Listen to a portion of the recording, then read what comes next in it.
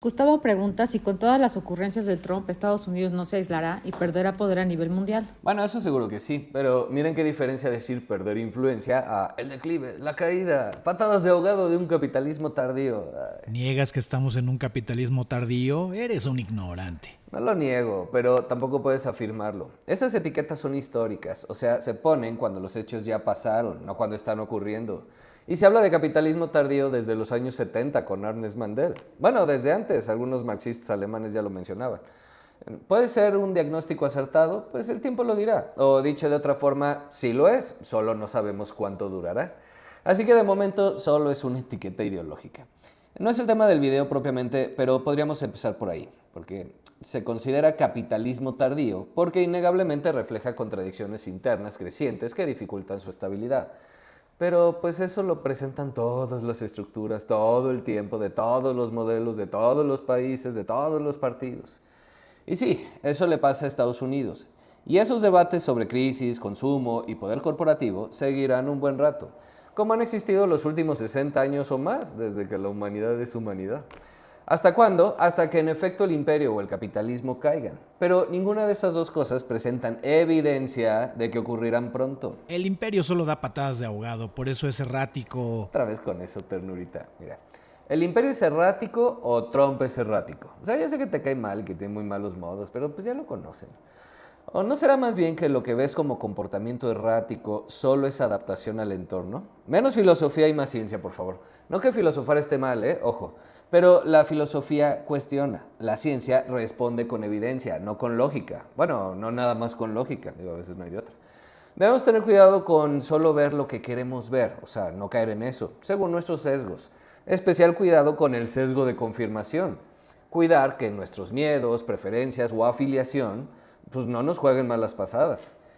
Miren, que las redes te muestren una y otra vez evidencia de ahora sí el imperio va a caer, o al revés, Morena nos convertirá en Venezuela, no son evidencia, pero pues de eso ya hay videos de sobra, véanlos. La moda últimamente es etiquetarme videos que hablan de imperios, y sí, sin duda hay. Patrones que muestran los imperios antes de caer. Ay, estos videitos queriendo encontrar coincidencias con la caída del Imperio Romano, el español, el británico, hasta la URSS con lo que vive Estados Unidos, pululan. La moda hoy. Pero miren, antes que otra cosa, son patrones, o sea, una regularidad que se repite en el tiempo o en diferentes contextos. Una estructura que sigue una lógica reconocible. Identificar un patrón nos permite anticipar, clasificar o explicar fenómenos. Pero el humanito también tiene apofenia. ¿Apo qué? Apofenia, ver patrones donde no existen, como las conspiraciones. Todas las teorías de conspiración salen de aquí. No quiero energúmenos en los comentarios, obviamente que hay conspiraciones reales, solo que si es conspiración no la conocerías, pedazo de... Ay.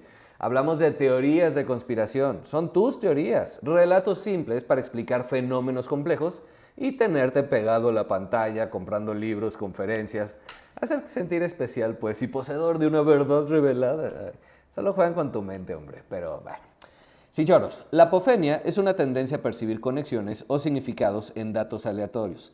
Básicamente es ver a las estrellas Betelgeuse, Belatix, Ainilam, o como se diga, Mintaka, Saif y Rigel, que están tan, pero tan distantes entre sí, sin conexión física ni formando ningún cuerpo real, pero tú llegas a la conclusión muy lógica, dada tu perspectiva desde el planeta Tierra, de que esas estrellas, sin duda, forman la figura de un cazador con cinturón y espada. Eso es el materialismo histórico. ¿Cómo te atreves? Ya, no empiecen ustedes dos. No interrumpan o el video será eterno. Miren, estos patrones de los que todo el mundo habla y que son muy fáciles de reconocer son los siguientes. Primero, expansión excesiva. Si vemos las bases militares y todos los flancos abiertos que tiene en el mundo el imperio desde África, Medio Oriente, Sureste Asiático, Ucrania, o sea, en todos lados tienen metidos los narices. Ah, hola, Delcy, es la más nueva. Bueno, pues si vemos eso, podríamos pensar que lo cumple. Aunque aún no agota los recursos, parece estar cerca y, por supuesto, el control se le dificulta. Aunque también hay que ver la tecnología. El segundo patrón implica una crisis fiscal, por deudas crecientes y gasto militar desbordado. La deuda federal gringa alcanzó niveles históricamente altos. En 2024-2025 superó el 120% del PIB, cifra no vista desde el periodo posterior a la Segunda Guerra Mundial. Pero espera, o sea que alguna vez ya fue más grande. Interesante, ¿no? Y por otro lado, eso no toma en cuenta lo que se le debe al imperio. Hay que ver.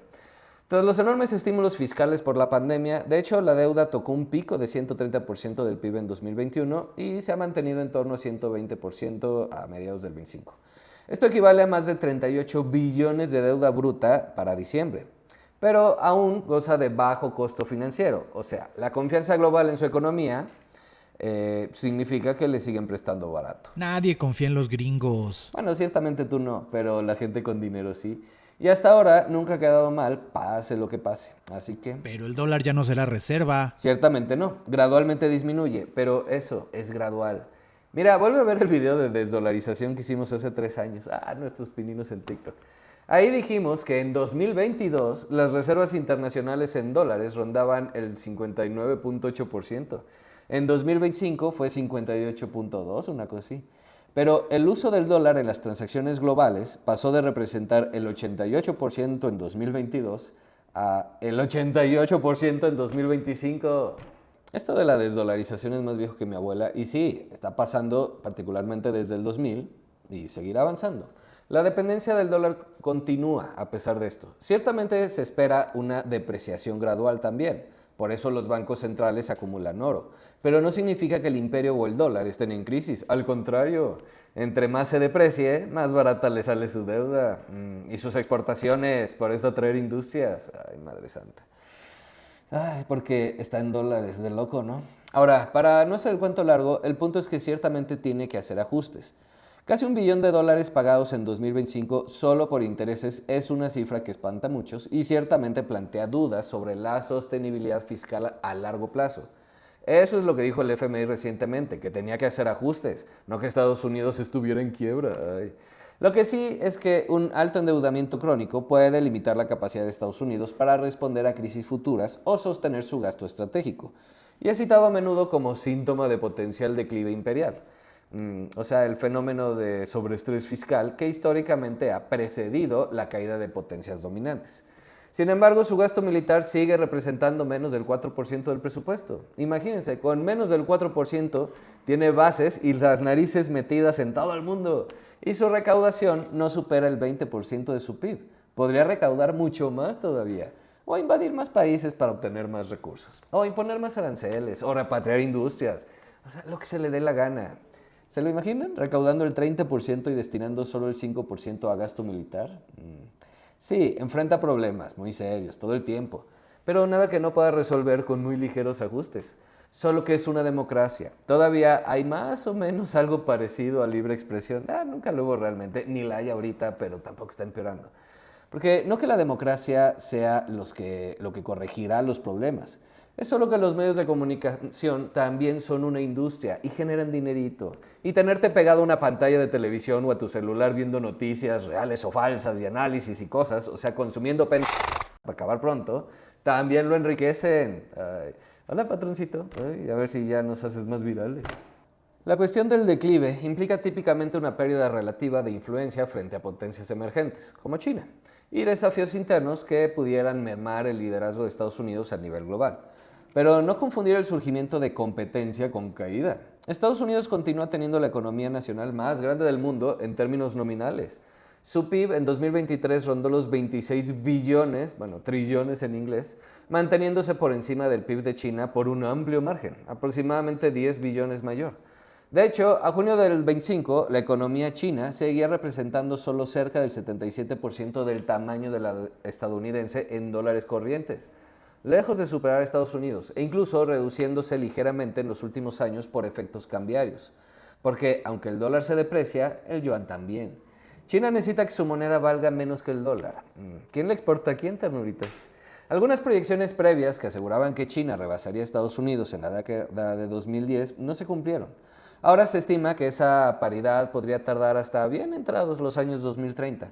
Pero eso solo si China mantuviera crecimientos muy superiores al 9% anual, algo que no logró ni en 2021 con el rebote post-pandemia, cuando se quedó en 8.4%, luego de que en 2020 solo creciera 2.2%. Entre más grande eres es más difícil crecer, a porcentajes altos. Más bien, parece que se estancará en 5% los próximos años. Estancado en 5%, pero qué envidia me das, China. Bueno, nosotros no logramos ni nuestro 1%. Naturalmente, y antes de que salgan energúmenos, hay que considerar la paridad de poder adquisitivo, PPA. En esto China sí sobrepasó a Estados Unidos en volumen económico. Desde 2016 es la mayor economía mundial en PPA y en 2023 alcanzó de hecho 124% del PIB estadounidense en ese cálculo. Esto es lo que les encanta presumir a muchos amantes de China. Pero muchos analistas también señalan que las mediciones en PPA sobreestiman el poder real de las economías emergentes. O sea, que producen bienes de menor valor agregado y ajustando metodologías, China podría aún estar ligeramente por detrás de Estados Unidos en poder económico total. Más o menos un 90% del nivel estadounidense para 2023, según un ajuste que tiene en cuenta diferencias de precios y productividad. Bueno, de hecho, ya hablamos de productividad en otro video, ¿no? Ahí está, véanlo. Bueno, X. El punto es que da igual cuál sea más grande. El surgimiento de uno no implica la caída del otro. Y no sería la primera vez que un imperio tiene competencia. Lo siento por nuestros amigos europeos, pero Trump ha demostrado quién manda, aunque también que sus métodos de negociación son un chiste. Y que Latinoamérica no es el único patio trasero de Estados Unidos. Y que si alguien se sale del redil, no tiene empacho en enderezarlo. Patadas de ahogado, pues es una forma de verlo. Otra forma es un golpe de autoridad. Si sumamos a la OTAN a la ecuación, pues resulta que tiene un PIB de 55 billones de dólares contra apenas 29-30 billones de todos los BRICS juntos. Y en gasto militar, la OTAN presenta 1.3 billones contra 630 mil millones de dólares de los BRICS. Pero además los BRICS no son una alianza militar. Ay, madre santa. ¿Está en riesgo la OTAN? Pues puede ser, como alianza, pero no que Europa deje de estar sometida a Estados Unidos, eso sí no. El gasto militar de Estados Unidos es el doble que el resto de la OTAN combinado, y su PIB también es equivalente al resto de la OTAN combinada. Así que son socios, pero sabemos quién manda, les guste o no. Y si les gusta, con todo siguen prefiriendo a Trump, que solo tienen que aguantar 3 años más, darle el avión y aguantar sus excentricidades, porque además internamente hay muchos más con quien negociar, que aguantar a Putin o a Xi Jinping. Me cae bien el osito Pu, la verdad sí me gustaría tenerlo de presidente. Lástima que no deje de ser una dictadura. Y aunque algunos odian lamer botas capitalistas, otros odian lamer botas de líderes socialistas. Y lamer botas es lamer botas. Yo mejor ninguna de las dos. Entonces, ¿competencia o declive? Pues es una competencia, aunque aún muy dispareja. Vayamos al tercer patrón, desigualdad interna. Esta, aunque a libertarios y otros fanáticos la menosprecien con argumentos como ¿qué más da que haya desigualdad si todos tienen para comer? La realidad es que una desigualdad extrema fragmenta la cohesión social. Yo lo sé, tú lo sabes. Los pobres de hoy en Estados Unidos en realidad tienen más servicios y calidad de vida que un rey de la Edad Media.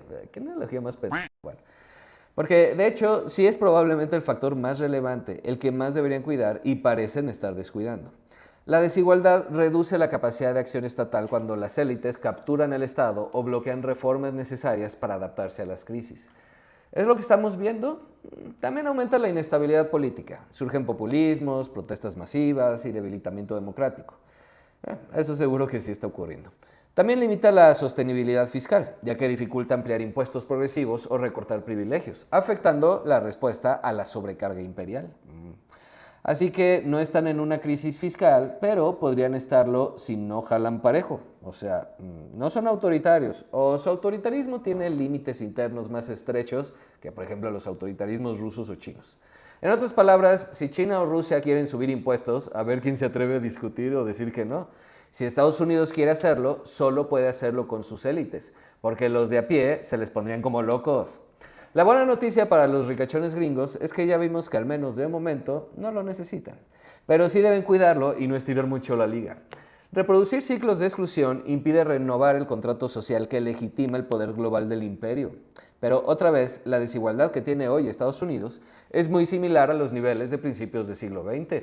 Corrigió con el New Deal y surgió como verdadero imperio global. No tiene que pasar mañana ni en 4 años, no hay prisa, pueden hacerlo en 2 décadas y aún así estarían a tiempo. Hablamos de mantener al imperio vivo, no de que algo sea justo o injusto, no se me confundan. El cuarto patrón es la competencia externa creciente. Ya vimos un poco de la economía china, pero también valdría la pena abordar el tema del liderazgo tecnológico e innovación, porque a pesar de la creciente competencia global, Estados Unidos conserva una posición de liderazgo en ciencia, aunque a muchos no les guste, y en tecnología, y en innovación, y en lo que guste. Miren, es el país que más invierte en investigación y desarrollo.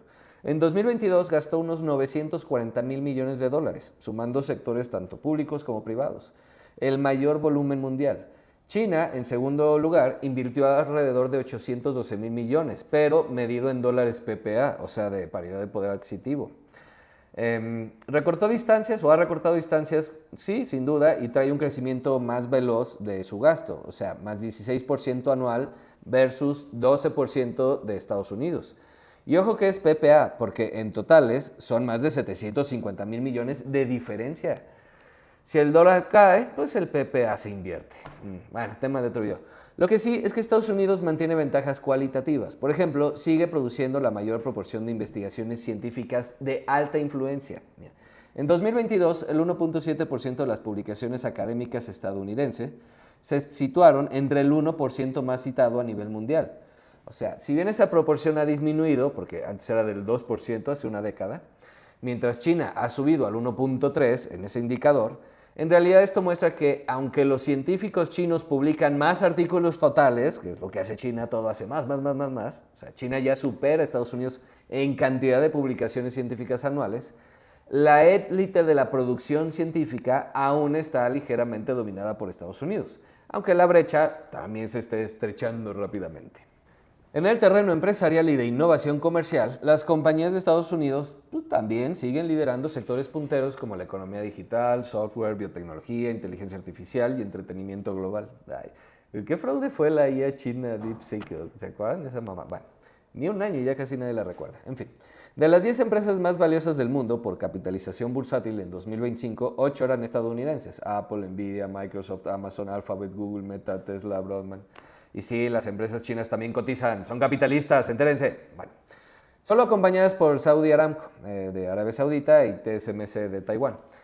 Este dato refleja la enorme influencia de las multinacionales tecnológicas de Estados Unidos, cuyas innovaciones, desde los teléfonos inteligentes hasta redes sociales, computación en la nube o vehículos eléctricos, porque sí, sigue siendo su invento, aunque los chinos vendan más, pues marcan tendencias globales. Además, el ecosistema educativo y emprendedor estadounidense sigue atrayendo talento. Sus universidades siguen siendo las punteras, al menos de este lado del charco. De este lado del charco, los niños no crecen queriendo ir a universidad en China. Bueno, uno que otro despistado sí. La mayoría se quiere ir a Harvard o lo que quieran.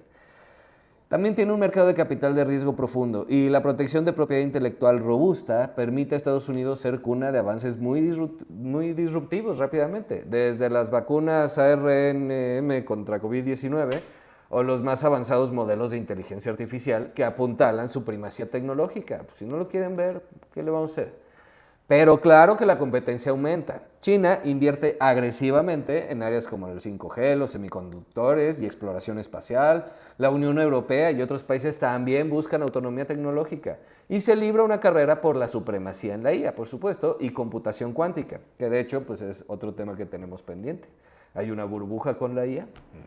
La capacidad de Estados Unidos para mantener el ritmo de innovación será crucial para determinar si su poderío declina o se renueva bajo nuevas condiciones. Eso es lo que no podemos saber. Igual ya compitió una vez con la URSS, ¿recuerdan? Justamente en esta área, en la tecnológica. Algo llamado Guerra Fría, ¿les suena? El punto es que no sabemos, nadie sabe. ¿Puede caer? Sí. ¿Es inminente? No, ni de cerca. La competencia arrancó hace unos años. Difícilmente nos tocará ver el desenlace final. El quinto patrón que presentan los imperios antes de caer es la decadencia institucional y la pérdida de legitimidad política. Voy a retomar un poco el tema de gasto militar. Estados Unidos invierte cerca de 3 veces más que China, el segundo mayor gastador, con 292,000 millones en 2022. Esta superioridad cuantitativa se refleja en capacidades cualitativas. Mire, la Marina estadounidense opera 11 grupos de portaaviones de propulsión nuclear, ningún otro país tiene más de 2. Sus fuerzas cuentan con tecnología avanzada en prácticamente todos los dominios, aéreo, naval, terrestre, espacial y ciberespacio, y posee el arsenal nuclear estratégico más grande, junto con Rusia, claro.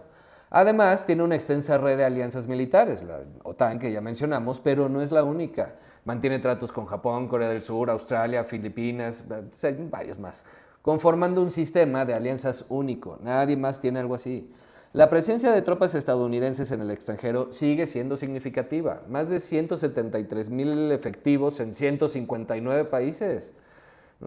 Y tiene concentraciones mayores en Japón, Alemania y Corea del Sur, o sea, donde las necesita. Esta distribución obedece tanto a compromisos históricos, por ejemplo, lo de las bases en Japón para defenderlo de China y Corea desde la posguerra, como a la respuesta a amenazas actuales, o sea, los despliegues rotativos en Europa del Este tras la invasión rusa a Ucrania, y refuerzos de presencia en el Indo-Pacífico ante el auge chino, precisamente.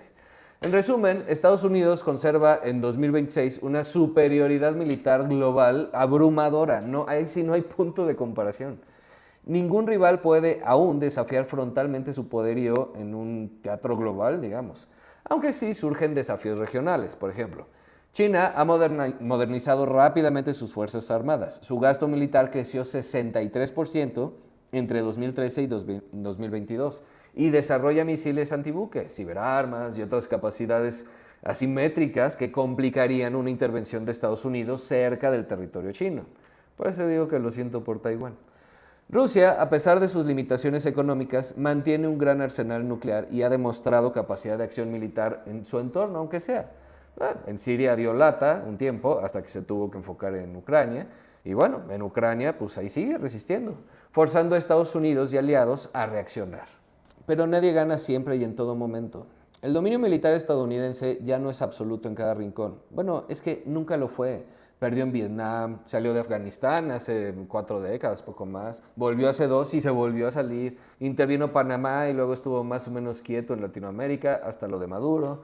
Hay zonas en disputa, pero a escala global, el imperio militar de Estados Unidos sigue siendo el pilar más sólido de su poder. Y eso, nos guste o no, es en buena medida lo que le da influencia diplomática y orden mundial. La unipolaridad estadounidense duró, ¿qué? 1, 2 décadas desde la caída del muro y el fin de la Guerra Fría. Durante la primera presidencia de Trump, entre el 17 y el 21, Estados Unidos redujo su involucramiento en ciertos mecanismos multilaterales y dio pasos atrás en liderazgo global, o así se entendió. O sea, la retirada del Acuerdo de París, el inicio de tensiones con aliados de la OTAN, la guerra comercial con China, sus tratados de comercio que todo el tiempo discute. Esto alimenta la percepción de un retroceso estadounidense o un comportamiento errático en el escenario internacional. Pero incluso tras ese periodo, el andamiaje de alianzas y liderazgo de Estados Unidos en muchas instituciones permanece. Por ejemplo, Washington es clave en coordinar la respuesta occidental unida contra la invasión rusa de Ucrania desde 2022. Y ahí sigue. Y si se pacta la paz, pues va a ser lo que pacte Estados Unidos. Y eso revitaliza a la OTAN y al G7.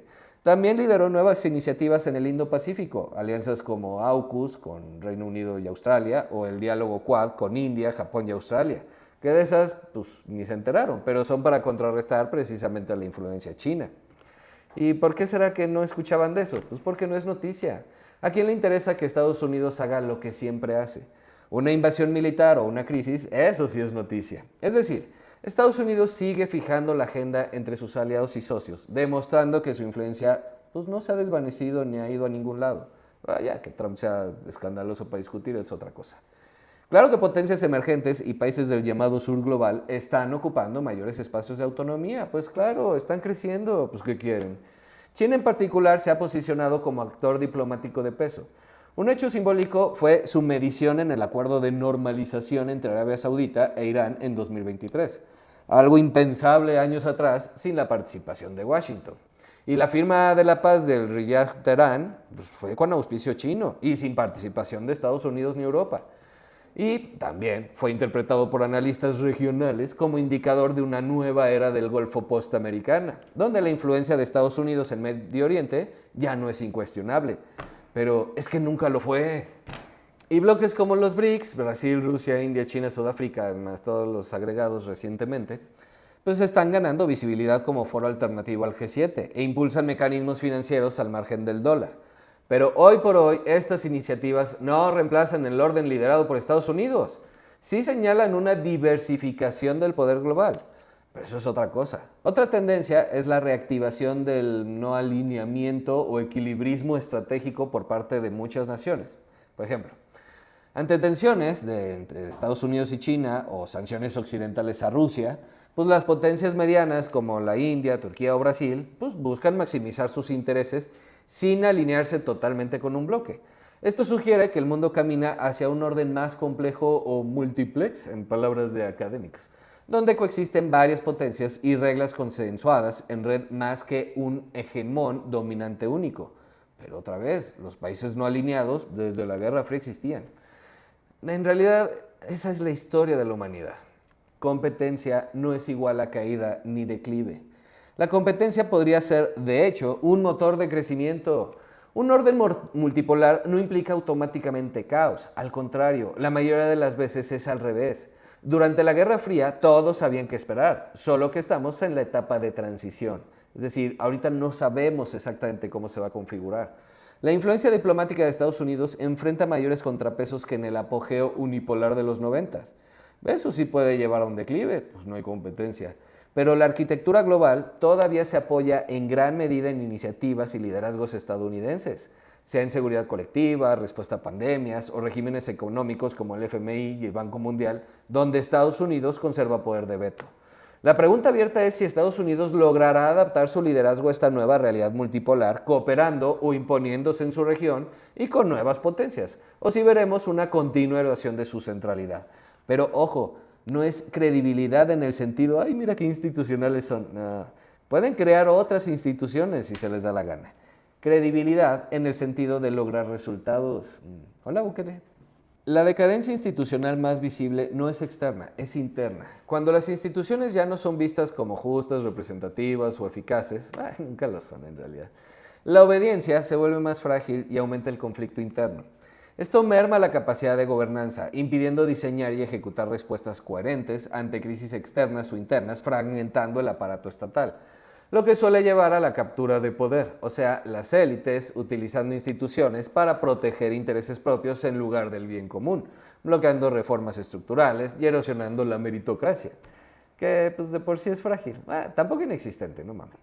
Al final, el colapso institucional interno sí puede llevar al desprestigio global, minando la autoridad moral del imperio. Bueno, esa dudo que alguna vez la haya tenido. Lo que sí es que debilita alianzas, acuerdos y liderazgo. Estados Unidos presenta señales claras de este deterioro, desde la polarización judicial, la manipulación electoral, las insurrecciones como la de Trump cuando perdió con Biden, la parálisis legislativa, que parece ser crónica, y la desconfianza récord en el Congreso y la Suprema Corte. Todo esto limita su margen de acción como potencia hegemónica. Aunque, ¿saben qué otra república cayó cuando presentó todos estos síntomas? ¿Roma? Exacto. Y dejó de ser república para convertirse en imperio. Así que estamos ante la caída del imperio o ante el surgimiento del mismo. ¿Ven cómo los patrones son engañosos? Los patrones son eso, regularidades que se repiten. Pero las variables son muchas, y más en un mundo como el nuestro. Y además, con conocimiento científico que imperios pasados no tenían. ¿Qué significa esto? Que si conozco el resultado, puedo tomar medidas para cambiarlo. Por eso nunca le tienen las ciencias sociales, porque las personas toman decisiones en función de la proyección. Bueno, y Estados Unidos presenta algunos, pero también muchos de estos patrones depende de qué quieras ver. Su poder blando y percepción global ciertamente han disminuido también. Otro componente crucial precisamente del poder imperial de Estados Unidos fue su capacidad de atraer e influir cultural e ideológicamente, y eso aparentemente está disminuyendo, pero aún mantiene fortalezas notables en 2026 que sería de tontos ignorar. La cultura popular estadounidense, el cine, Hollywood, música, moda, deportes como la NBA, la NFL, ay, Mr. Irrelevante, ahora sí fuiste bien irrelevante, ni hablar, bueno, no digo algo.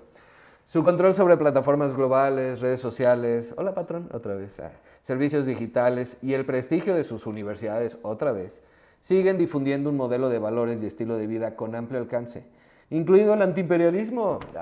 Miren, Chomsky, Wallerstein, Hudson, Bracevich, o como se diga, Davis, Nie, casi todo lo que sabes hoy del imperialismo yanqui es pensamiento yanqui.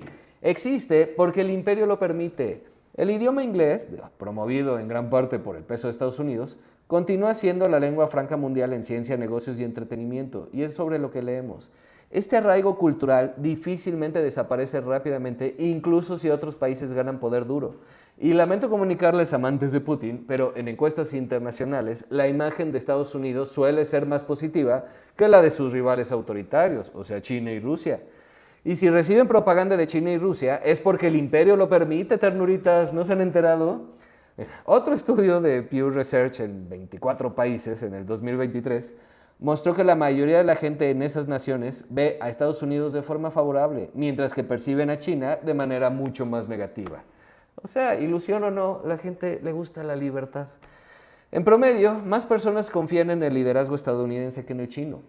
Claro que también hay indicios de desgaste. La misma opinión pública estadounidense siente que su influencia global se ha debilitado.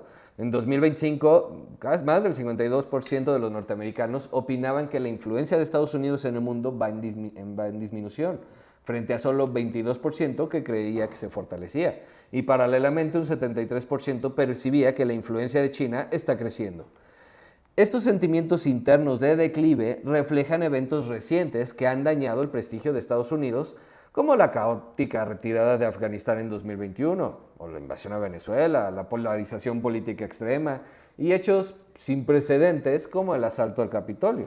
Sin precedentes porque no había en las merequetengas que se hacían en el siglo XIX en las elecciones. Miren, en efecto, factores internos han minado parte del poder blando americano. La erosión de la democracia liberal estadounidense, con desafíos a la transparencia pacífica del poder en 2021 y crecientes restricciones electorales en algunos estados, pues ha dado argumentos a rivales, ¿no?, o a ideólogos, a cuestionar la autoridad moral de Estados Unidos. Pero la exposición constante de propaganda china y rusa, aunque en inicio alentadora para algunos fanáticos, también deja ver sus incongruencias e inconsistencias. Precisamente como que pasan los años y no pasa nada realmente. Que la OTAN es malvada y quiere anexionarse de Ucrania violando un montón de acuerdos, pero el que invadió fue Putin. Y por más malabares mentales que quieras hacer para defender tu ideología, lo que te deja ver es que solo hay intereses y poder. Así que acabas justo donde el imperio te quiere, indiferente, trabajando y no cuestionando, haciendo tu vida, ignorando el resto.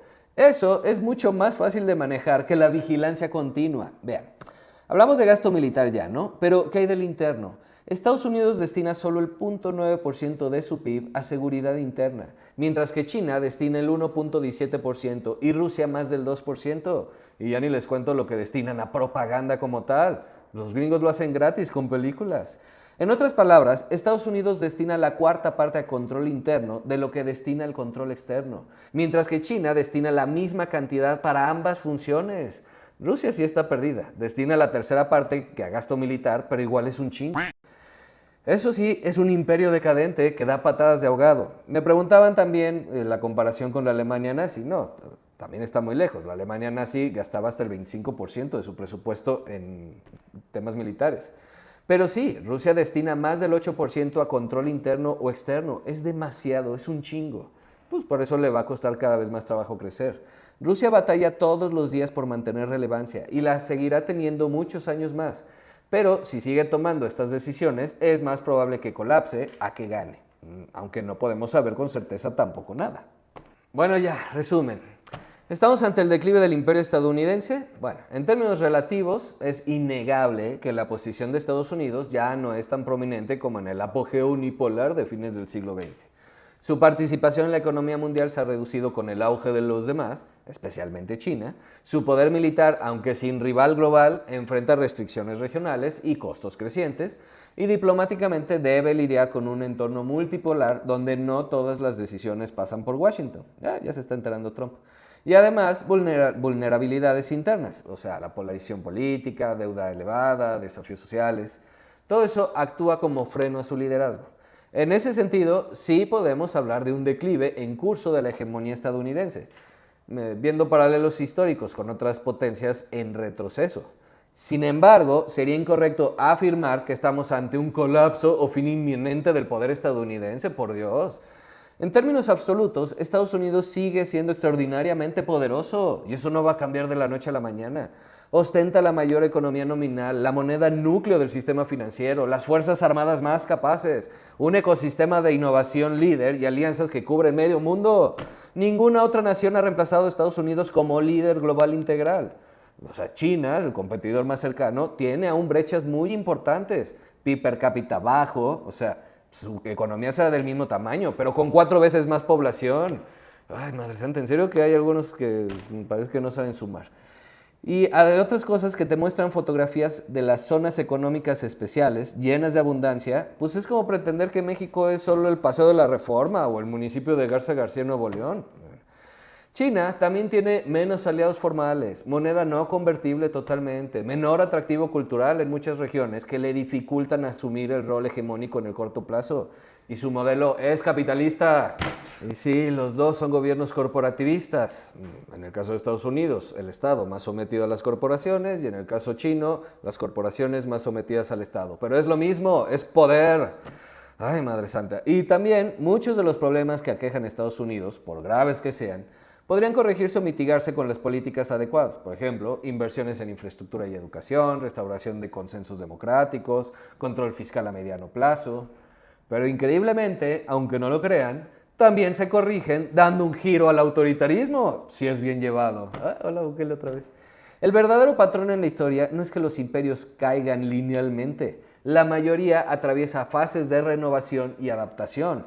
Los que no saben renovarse caen, por supuesto. Y por eso tenemos imperios que duran una generación y otros que duran 4 milenios, como China. China es un imperio, siempre lo ha sido.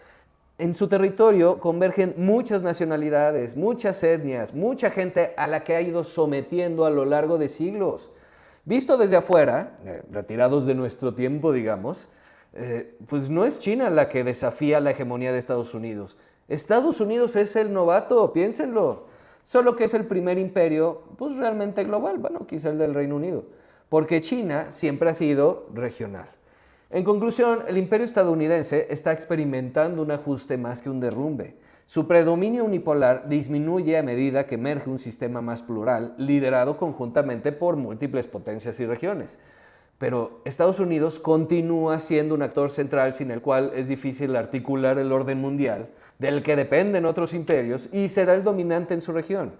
Quizá no sea un imperio global, pero difícilmente dejará de ser un imperio. Y por muchos años más seguirá siendo el más fuerte. Estamos ante un declive relativo, pero no absoluto. La cuota de poder de Estados Unidos disminuye comparativamente, pero su influencia global en 2026 sigue siendo decisiva en prácticamente todos los ámbitos de la vida.